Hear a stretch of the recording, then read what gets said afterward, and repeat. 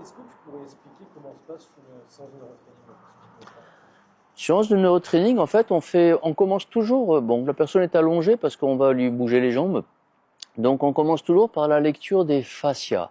Les fascias, c'est tout ce qui est mou dans notre corps. Et on imprègne sur ce mou notre vécu émotionnel. Tout ce que nous avons vécu, on l'imprègne sur ce mou.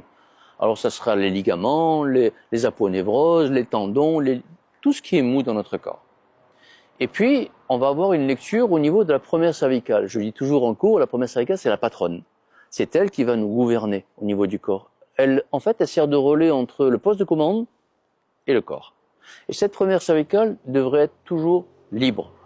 Et quand la personne vient nous voir pour une problématique, cette première cervicale n'est pas libre d'un côté et pas libre de l'autre.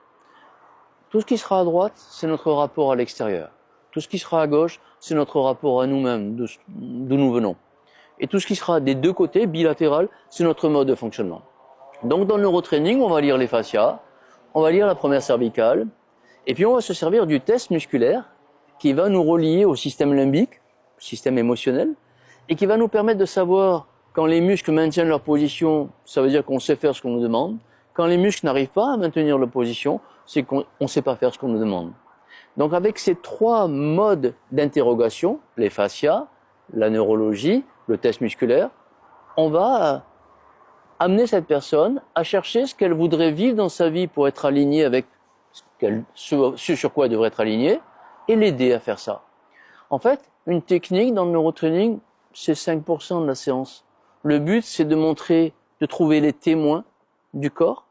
Alors, ça peut être des témoins lymphatiques, des témoins surrénales, des fonctions cérébrales. Ça peut être des témoins mentaux, des témoins émotionnels, des témoins physiques, des témoins énergétiques. Ce sont des témoins. Et quand tu alignes la personne sur ce qu'elle devrait vivre, tchoum, ces témoins n'ont plus besoin d'être là.